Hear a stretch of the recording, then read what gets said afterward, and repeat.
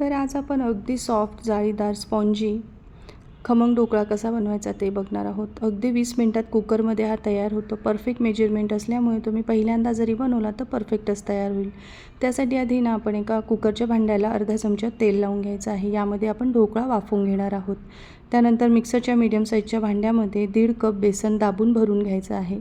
त्यामध्ये आता 2 चमचे साखर टाकायची, अर्धा चमचा मीठ किंवा चवीनुसार मीठ टाकायचं, 2 चिमूटभर हळद घालायची आहे, 2 हिरव्या मिरच्या आणि अर्धा इंच आल्याचा तुकडा, त्यानंतर 1 पूर्ण लिंबाचा रस टाकायचा आणि 2 चिमूटभर हिंग घालायचा आहे आणि 1 कप पाणी टाकायचं आहे. पाण्याचं प्रमाण व्यवस्थित घ्या आणि बेसन पीठसुद्धा कपामध्ये भरताना दाबून भरा, म्हणजे आपलं मेजरमेंट चुकणार नाही.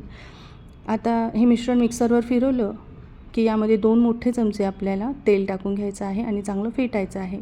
तेल यामध्ये व्यवस्थित मिक्स झाल्यासारखं दिसलं की 1 इनोचं पूर्ण पॅकेट यामध्ये टाकायचं आहे आणि याला चांगलं व्यवस्थित फेटून घ्यायचं आहे.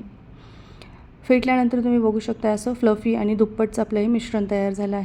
आता तेल लावलेल्या भांड्यामध्ये हे मिश्रण टाकायचं आणि कुकरमध्ये वाफवायचं आहे. तर कुकरमध्ये 1 ग्लास पाणी, 1 रिंग आणि पाण्याला उकळी आली की तयार केलेलं भांडं यामध्ये ठेवायचं ढोकळ्याचं आणि कुकरची शिट्टी काढून घ्यायची आहे आणि 20 मिनिट आपल्याला हा असाच वाफवून घ्यायचा आहे.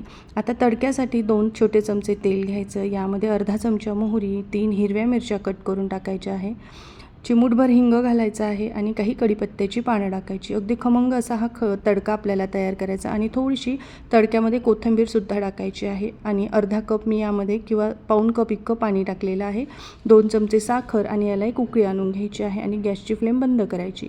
एकीकडे बघा कुकरला 20 मिनिटानंतर मी असंच 5 मिनिट रेस्ट करायला ठेवलं आणि यामधून आता ढोकळा आपण काढून घेऊयात. अगदी क्लीन चाकू निघालेला आहे, मस्त सॉफ्ट आणि जाळीदार तयार झाला आहे. आता हव्या त्या आकारामध्ये ना हा ढोकळा कट करायचा आहे आणि तयार करून घेतलेलं जे तडक्याचं पाणी आहे ना ते यावर सगळं टाकून घ्यायचं आहे. तर असा सॉफ्ट जाळीदार ढोकळा तुम्हीसुद्धा एकदा नक्की ट्राय करा.